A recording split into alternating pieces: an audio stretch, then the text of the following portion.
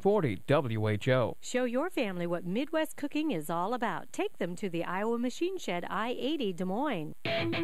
From the Hy-Vee Studios, News Radio 1040 WHO. Views expressed are those of the host, guests, and callers, not necessarily those of News Radio 1040 WHO. I pledge allegiance to the flag of the United States of America. One of the proudest citizens of the United States ever. I love this American ride. Simon Conway.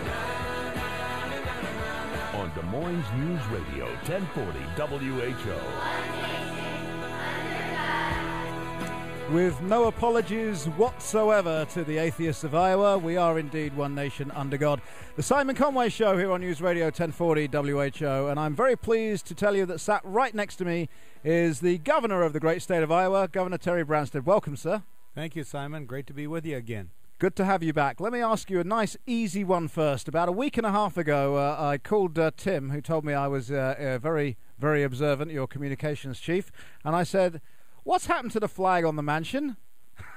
And he told me what's happened to the flag on the mansion, that it was just pretty much ripped up in the storms. Right. And here we are a week and a half later, and there's no flag. Well, we're still working on the repairs. It was not only the flag, it was also the pole. Ah. So it had been there for a long time. It's been badly damaged. Okay. And they're in the process of replacing it. Excellent. Okay, because, I look for that on my drive-in every morning. Well, I'm glad you're so observant. And, yeah, that was a tragic storm that we had. Yeah. And as a result, there's substantial work to be done on the entire flagpole, not just the flag. Okay. Well, yeah, Tim was very impressed at my powers of observation, I can tell you that.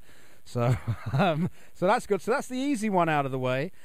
Governor, you gave a press conference yesterday, at the end of which you said, I'm not going to get into all the details of it. I just want to assure the people of Iowa that I know what I'm doing.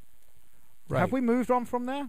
Well, first of all, let me say, we were on earlier, and I think you talked to me about the need to fulfill the commitment we made to straighten out the financial mess we inherited, and that's what I've done with the cooperation of Republican-controlled House and the Republicans in the Senate. It's taken the Senate Democrats a long time to figure out we were dead serious about having a budget that conforms to honest budgeting principles, that spends less than we take in, that doesn't transfer money from one account to another, and something that is sustainable, that it's a multi-year budget and is sustainable for the long term. And we're still working on the details of that. You may know the Senate's back in session, passing appropriation bills that are not acceptable to the House, but those are going to conference committee. This is where the differences can be worked out, so there's still adequate time to complete the work on the biennial budget before the end of this fiscal year, which is the next Thursday, a week from Thursday, actually, the 30th of June. And I'm working with them to get this accomplished. And in the event they fail to get the work done on time, I do have emergency powers, and that's why I've assured people that we will act judiciously to provide services to the people as best we can under the circumstances. Okay. Now we understand, and frankly I agree with you that what's going on right now is what I like to call a game of political chicken, and I have a great optimism that at the very last minute they're going to get a deal done and put it on your desk for you to sign. I really do. I really believe that. And I think you're right. I think, and it's always happened in Iowa. The federal government went a whole year without a budget in 2009. I believe that in Iowa we can resolve these things, and we have historically been able to do so. But we want to do it in a way that gives us follows good budgeting principles and make sure that we have a sustainable budget. You see, I mean, I actually agree with that, but even if I didn't agree with that, I would still be in favor of you saying it because you ran on it. And I'm very much somebody that wants to hold politicians to account. You say something in the campaign, follow it through. Otherwise, when you and I met privately, I said, that's the only time we're going to have a problem, you and I, in terms of me holding your feet to the flames. I think you'll find with me what you see is what you get. And what I say I'm going to do, and I work very hard for what I believe in. That's why I went to 43 communities all across the state to get that message across. We got a great response from the people of Iowa. They said, you're doing the right thing. We need to have a sustainable budget, and we recognize we've got to make some tough decisions. It's austere, but we don't want to be like the federal government. We want our state moving in a direction that's going to help us create jobs and grow the economy, and that's what I'm working on. Absolutely, and I applaud you for that, genuinely. I really do. And I never endorse politicians, ever. But I applaud you for that. I really do. Thank you. The problem I've got is the what-if question. And what you're kind of asking us to believe is that there is a plan, and it's in your head. That's what you're kind of asking us to believe right now. I think what we're saying is, if you look at what we've done in times of emergency, and I guess so what we're saying is, I'm not anticipating there's going to be an emergency, but I'm prepared to deal with it if it occurs. The emergency would occur is if we end up without a budget come July 1. Yes. And if that happens, I then have powers granted by the Constitution and the statutes to provide services to the people of Iowa. It's called performance of duty as the chief executive, and that means we keep the prisoners behind bars, we patrol the highways, we provide the services to the people of Iowa. We do it on a temporary basis under performance of duty until the legislature has completed its work on the budget. Okay, well that's great, because that's actually further than you've gone so far. So that's good. So now we know what it is. It's performance of duties, and I'm assuming because I was going to ask you, frankly, if it's all in your head, what do we do if something happens to you? No. Have you then shared the this with the governor. lieutenant If something governor? happens to me, the lieutenant governor takes over. Exactly, but I just have want to know full if confidence you shared in her too. I just want to know if you shared your plan with the lieutenant governor. Oh no, we're aware of the responsibilities we have. We take it very seriously. I've been over in western Iowa. Of course, we've been working under emergency powers there, dealing with the flooding. Right now, we're working to try to reinforce the levee in Council Bluffs. They've already built a new levee to try to protect the community of Hamburg, and of course, they've increased the water release up there at the Gavin's Point in South Dakota. So this is going to be a long siege in terms of the whole flood situation along the Missouri River. Absolutely. Our thoughts and prayers are with all of those people that are affected by that flooding, and we've said that before, and I understand that completely. But we're talking about the entire state budget right now, and that's really why I wanted you to come in today. Is Iowa run the way a large corporation is run? Large corporations, they have these kind of risk management plans. They're all drawn up. They're all written. Everybody knows what's going to happen if the building collapses. Everyone knows where they're supposed to go, how they're going to get back online, how the phones are going to work. It's all written down. Have we got anything like that in Iowa? Oh, yeah. We have all kinds of plans like that deals with emergencies and potential things that could happen. And those are all in the public domain? I believe so. For instance, we had the crash of Flight 232 up in Sioux City several years ago. They actually had even done an exercise planning for potential for a plane crash. And that was one of the best managed disasters ever. The National Guard and the community of Sioux City responded in a great way. In fact, it was so well done, they made a movie out of it. Charlton Heston played Captain Al Haynes, who was the captain of the plane that brought it in, and he did a phenomenal job of saving over 200 lives in that tragic plane, crippled airplane. And I'm pleased you brought up a hero pilot, because in the last hour today we're going to be talking about a dirtbag pilot, but that's a whole other story and nothing whatsoever to do with Iowa. But I am glad you mentioned it, because not all pilots are bad. Okay, so we have these plans. We have written plans. You have the Powers Act that you just spoke about. How many non-essential workers do we have in Iowa? You see, I'm quite looking forward, in a way, to a shutdown. I've got to tell you, I'm a small government kind of guy. Well, I understand. And shutdowns always produce layoffs of what's termed non-essential workers. When they were threatening it at the federal government, they were talking about 1 million non-essential workers, which drove me crazy. How many of those have we got in Iowa? Well, that's a tough question. Okay. We're in the process. I didn't say it was going to be easy, Governor. No. Well, first of all, and that's one of the reasons why I've said we're going to try to continue to provide services as uninterrupted as possible. We do know that we have more government than we can afford. And last year they offered early retirement. 2,000 people took them up on it. I put a hiring freeze in place when I became governor. We're continuing to reduce the size of government. We're trying to find more efficient ways to deliver services, but we also know that the state has certain responsibility, and it takes a certain number of people to do that. And so we want to do that in the most thoughtful way possible. And over the next year, we're going to spend a lot of time finding new and more efficient ways to manage government, using some of the lean practices that have been used in the private sector to take the waste and out of government and provide better ways to deliver. Are you a Lean Six Sigma guy? Yes. Yes, you are. Have you signed that particular pledge?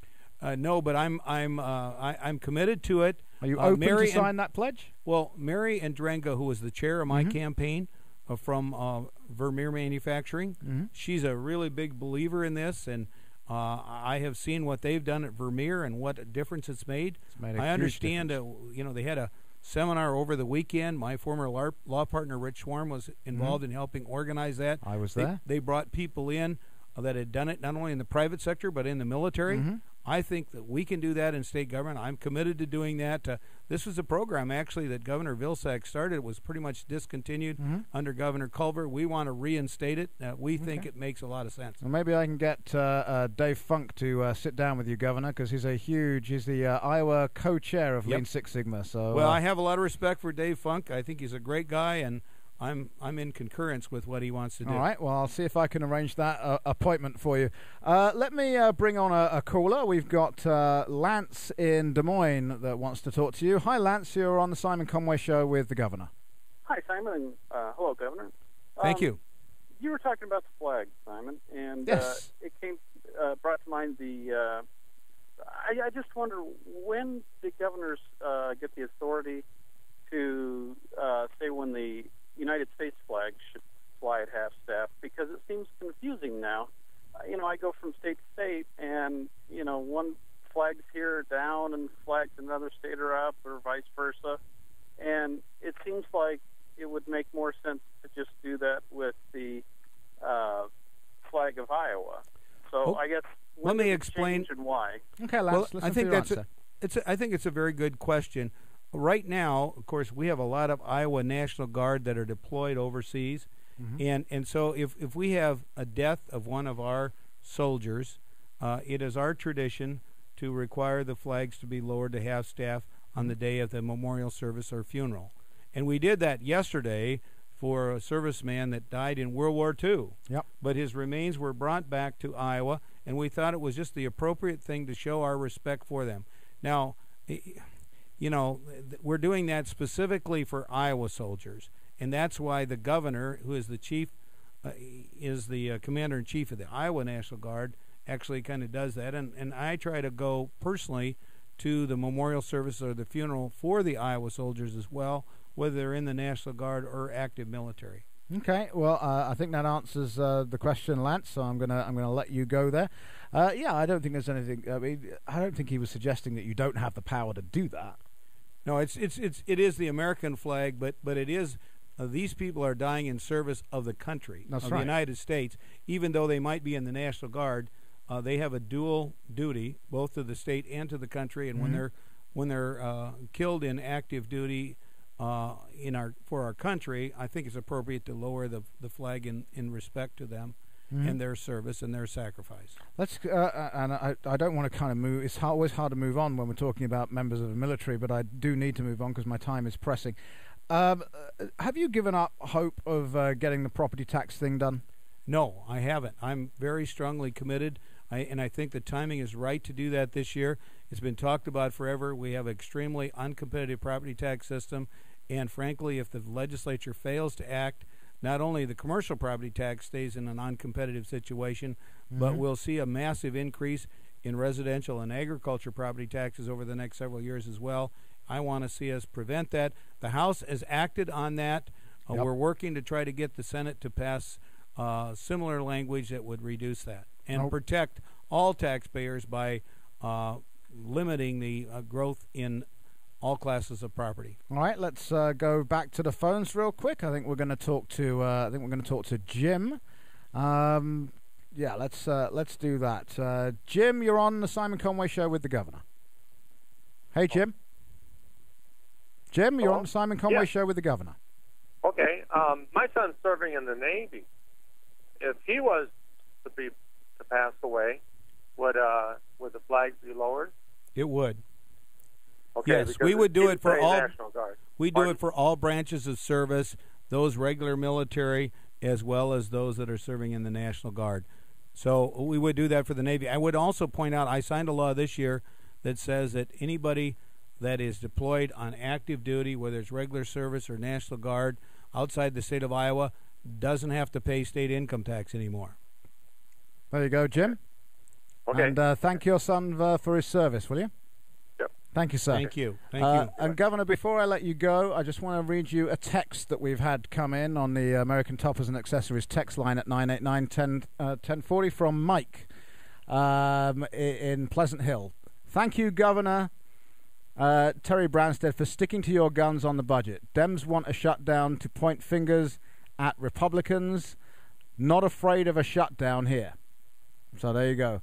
So there you go, Governor. I think people are indeed behind you, because I do believe that you stuck to your guns because you ran on this. That's right. I feel when you make a commitment to the people, I came back because I knew the state's financial house was in a big mess, and we needed to restore honest budgeting. We need to make sure that we have a budget that spends less than we take in every year, that we're not transferring money from one account to another and misleading people as to the level of spending, and we've done that. I would also compliment the Republican-controlled House of Representatives that have worked with me, and I think hopefully in these closing days we're going to be able to get bipartisan support to finish the job. Okay, well, the only thing I was concerned about was that you were running around with this plan for a shutdown in your head. You have told us it's not running around in your head. There are some written plans which are in the public domain, and you gave us a very specific Powers Act that you have. Could you just repeat that again? Well, because I had an email under that performance of duty, in times of emergency, the governor has authority, and we've used this many times. We used it during the flood of '93. And we've used it now during the disaster that's going on in western Iowa. And the Executive Council actually also approves the funding, and then it's overseen by the Executive Council. Obviously, the governor is the chief executive. Sure. But we do have a responsibility to protect the safety and well-being of the citizens of Iowa in all cases, even including an emergency, whether it's caused by nature or man-made. There you go. Governor Terry Branstad, thank you so much for joining me today. I'm sure we will have you back again. 284-1040, 800-469-4295 if you want to comment on what the governor had to say today. This is the Simon Conway Show on News Radio 1040 WHO.